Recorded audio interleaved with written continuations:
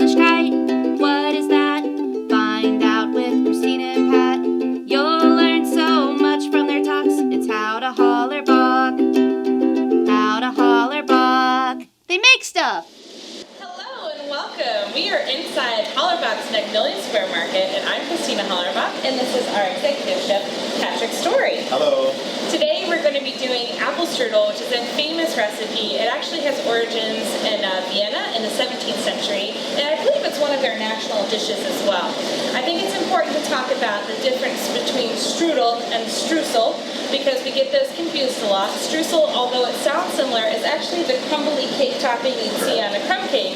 Strudel is a thinly rolled pastry filled with things and rolled together. So this particular recipe that we're doing today actually has origins in my own family history. My mother, although not German, was blessed enough by Theo's mother to be able to make strudel with her and learn this recipe. So Patrick's going to walk you through all the steps today, and maybe we'll sing a little song, because Christina's horrible at remembering recipes. So I'll let Pat take it away with the recipe. So, real quick, the ingredients are very simple for strudel, not a lot of stuff. Flour, eggs, vinegar, salt, and a little bit of water. That's all that's going to be in the dough. And then for the filling, it's going to be Granny Smith apples. We're going to peel these, we're going to shred them. A little bit of sugar, a little bit of cinnamon, and some golden raisins. And it's really simple. And Christina is going to sing the strudel song. I thought we were going to sing the strudel song. We both going to sing the strudel song. So like I said, I'm terrible at memory recipes, and I hate like when you're in the middle of something having to look stuff up all the time. And although it is easy, music helps me remember everything. So it is pretty simple though. For the small batch that we're making, this does make enough dough for 2 strudels, I believe. So it's the dough recipe for 2 strudels, and it goes something like this. 4 cups of flour, I already messed it up, I'm scared. It's 4 cups of flour, 4 large eggs, a pinch of salt and vinegar malt. Knead it in the mixer, watch it spin around, add a half a cup of water to make your mama proud. And then it continues on as we get more involved in the strudel making process. So it was easy for me to remember if I made a song about it. So switch spots. Okay. I think that's it. So 4 cups of flour.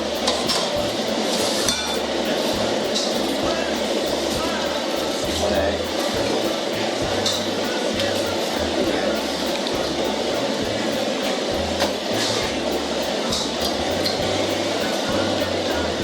I think one time Christine and her cousin, was it Tommy?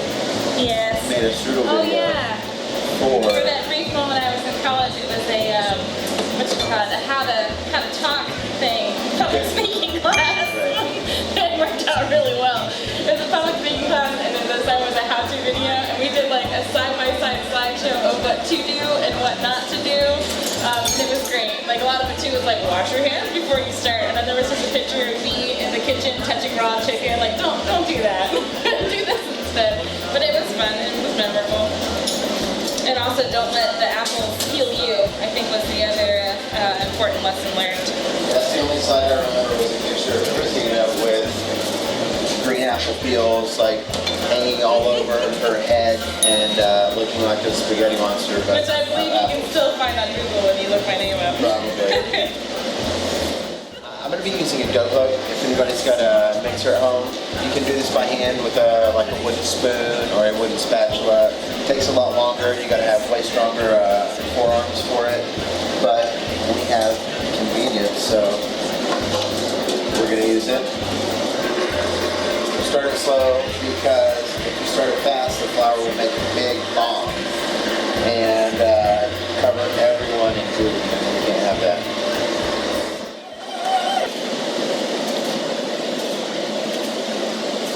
Make a ball with it, really.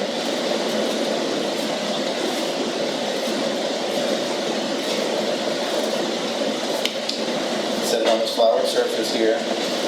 Put more flour on top. I'm gonna grab a plastic wrap and put on top. I'm gonna go wash my hands real quick. 5 hours later. Probably. Alright, so this is going to keep it from sticking. We're going to use a good amount of flour when rolling it out so it doesn't stick. As we said before, this is for 2 strudels.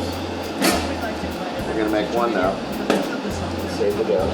So we're gonna cut this in half. And we have the good Captain Eckart with us tonight, and he'll show you just when to join in. I'll take him. I'll take him to a safe place. Christina just wants to squeeze the dough. Thank you.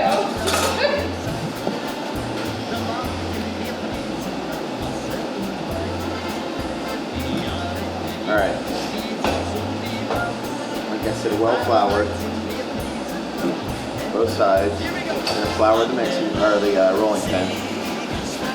Mixing pin, rolling pin. You can mix stuff, right? I'm gonna try to make a giant rectangle with it. I'm gonna rotate it every little bit to try to keep it as even as possible. So, these are our lovely apples. 16. The same ones that we shredded earlier. Same ones. See, they're a little bit brown, not too They bad. got a little brown because we were waiting for their dough to do stuff. I'm going to let you do it because you got gloves on, but when you're doing this too, you want to scoop and kind of do a little shake because like I said, we want to keep a minimal amount of juice in this strudel because they're already going to give off so much flavor, but if you have that extra water in there, it's just going to make your dough soggy. And you want to kind of fluff them while you're putting them on here so they're not all packed together. That way they are distributed while you roll it. And it looks like, man, there's way too much apples for this here strudel, and why are they got so many apples? You're gonna see. You're gonna see why. It's gonna be awesome. Because we like to stuff it with too many apples, that's why. Why are there so many apples?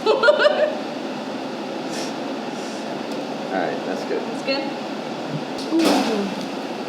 We're going to spoon sugar. Sprinkle on the sugar and spice. Not too much sugar. We want to let the apples be most of the sweetness. It's one of my favorite things about European desserts. They tend to be more on the cream or on the fruit and less on the sugar as compared to a lot of American desserts.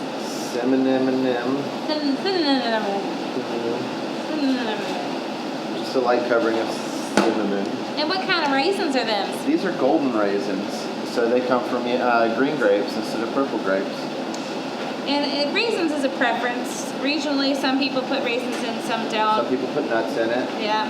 I love raisins. Like I would eat all the raisins Yeah. in the strudel. I prefer raisins over the nuts, personally. All right. Nobody? All right. Professionals on the set here, Christine. All right, we're ready. So I'm gonna roll it up. All right. This is a nerve-wracking part. And like before you get super into it, just that first roll is so important because he's tucking that in. Because the whole point of that strudel is that it's supposed to be this spiraled round thing. But this is the reason why you think there's too many apples. There's not. Watch what he does next.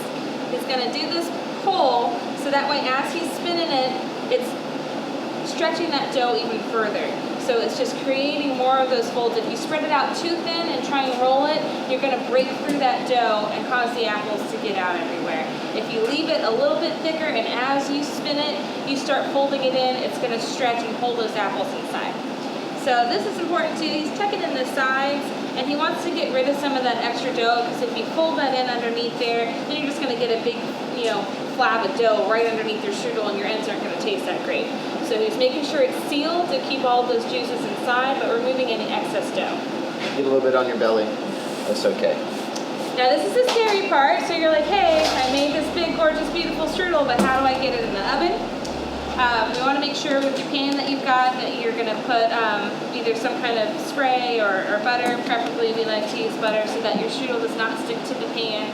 But this is, to me, the scariest part of the strudel because you can make it all pretty, but then when you try and actually get it in the pan, my favorite terrible part. happens. Ready? One time. Yeah. It's like a snake. Pretty.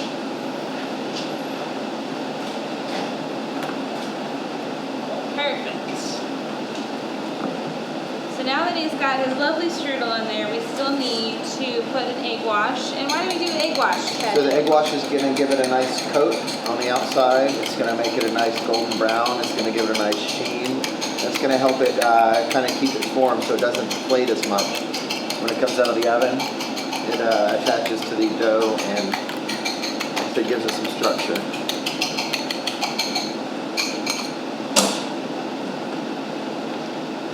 Fancy little brush. Oh yeah. A little egg washing brush. It doesn't harvest bacteria. It's silicone. Wow.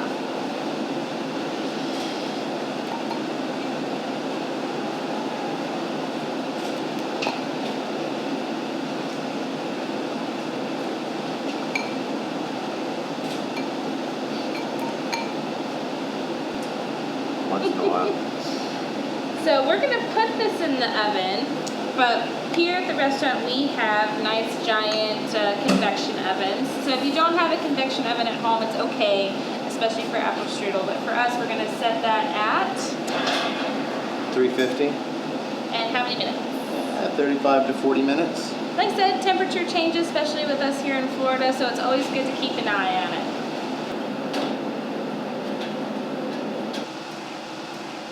So our happy strudel is in the oven, getting nice and toasty and brown. In the meantime, we're gonna show you how to make your own whipped cream. And I know it sounds simple and kind of dumb, but the difference between that aerosol can that you pick up at the store and taking the extra time to do it yourself is a huge amount of difference. So it's really simple ingredients, and Patrick will show you how to do it and also teach you how to make your own pastry bag if you don't have a fancy one like we do. I don't know about We'll that. switch. I'm scared about that. I don't know plastic. I'll talk about techniques. that. All right, so this is really easy. So I've got a mixing bowl here. I'm gonna take heavy cream, 40% milk fat. You want a nice rich cream. I'm gonna put it down here because it's splashing. I hope we got that noise. It was a really gross noise.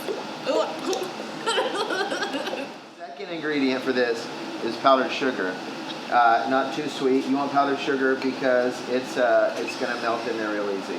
Just gonna put all this in there. I pre-measured this. It's like a half a cup. Now, did you have to Like sip a half a this cup. either, or is it just Nope. kind of like meh? It's gonna melt in there. Okay. I trust that it is super fine.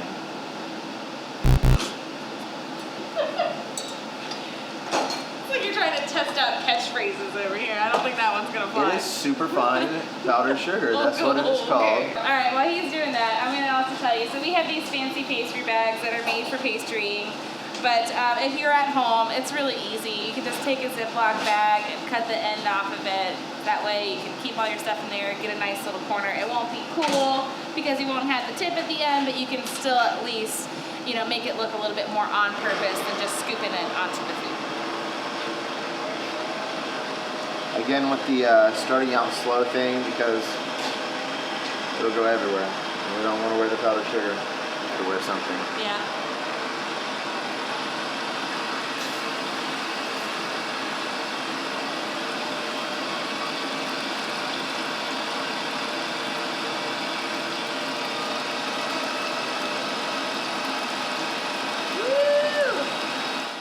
Talk about like different stages. This would be like a soft peak because they kind of fall over. It's not quite there yet. We're going to let it go for about another 1 minute. Then you're good to go.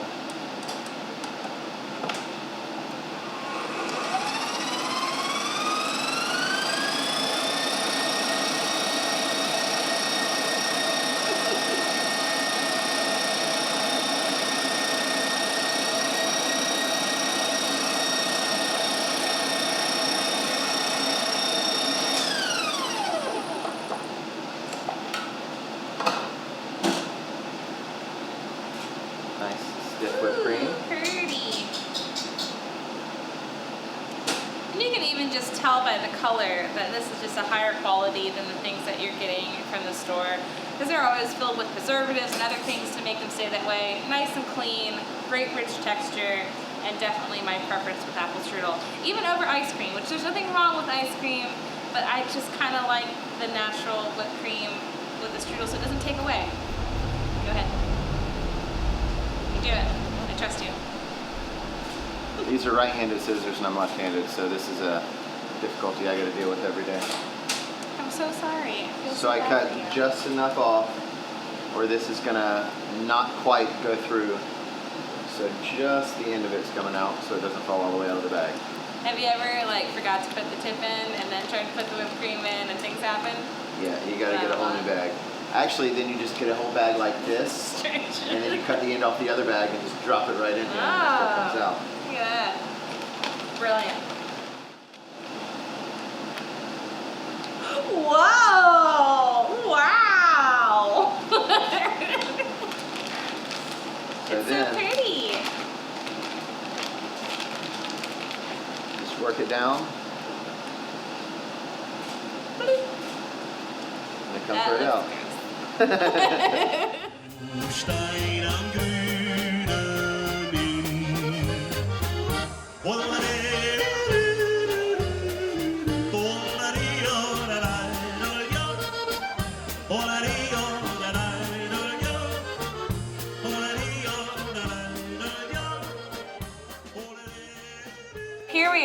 our strudel and our whipped cream have found each other. Patrick's plated these lovely strudels up for us to eat.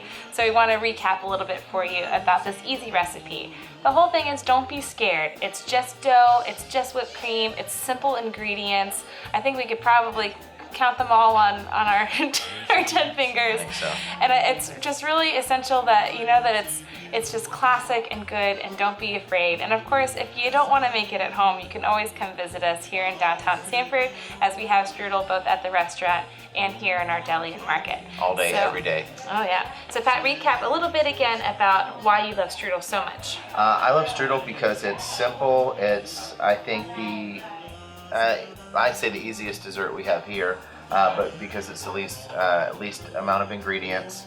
And it's just really, really good. My grandma loves strudel. I love strudel because of her. That's a fun grandma story too. She's very Southern. He's what, 5 generations Florida. And his grandmother used to eat strudel with American cheese or cheddar cheese. With cheddar cheese on top, right. Which I thought was so weird, but then I learned that was like a thing to do with apple pie. So whenever his grandmother came in, he would always make her a special slice of cheddar cheese apple strudel. It's true. But yeah, so this recipe comes from my family, and it's definitely been tweaked a little bit over time to make sure that it's exceptional and always prepared correctly for the 5,000 guests that we see here every week. But I'm so glad that we can share this recipe with you guys, because it is one of my favorite things. And being an Austrian recipe, it still translates across Central Europe, and we're glad that we could share it with you today. So, bon appetit, even though it's German, they also say that. So, guten appetit. Please consider following us on Instagram, liking us on Facebook, subscribing to us on YouTube. There's lots of ways to interact with Hollerbach, and we'll have so much great content coming to you. And come see us. Yep, we're always here. It's a fact. Bye. Cheers.